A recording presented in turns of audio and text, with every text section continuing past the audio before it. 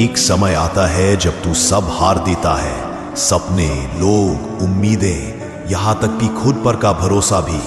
तू बस रह जाता है एक खाली खोल, एक टूटी आत्मा, और तुझे लगता है अब बस कुछ नहीं बचा। पर यहीं इसी बिंदु पर महादेव प्रकट होते हैं, क्योंकि जब तू कुछ नहीं रह जाता है तो वही क्षण होता है जब शिव तुझ में सब कुछ बन जाते हैं।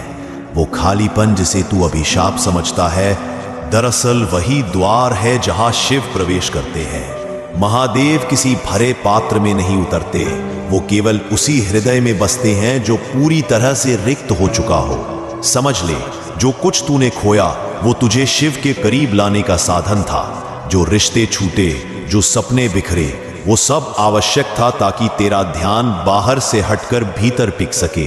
क्योंकि जब तक तू खुद से भरा है, तू शिव को महसूस नहीं कर सकता। शिव उस मौन में बसते हैं जहां मैं का अस्तित्व समाप्त हो जाता है।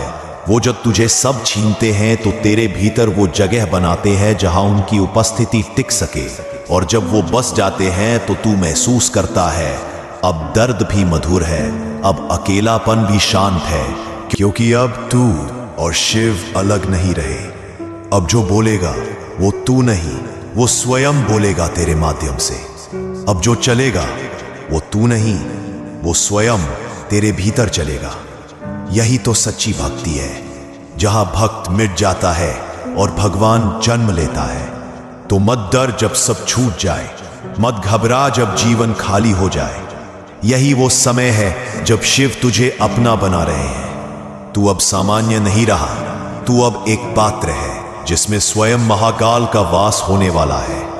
तू अब बोलेगा तो वाणी में तेज होगा, तू मौन रहेगा तो भी कंपन होगा, क्योंकि अब तेरे भीतर शिव की ध्वनि गूंज रही है।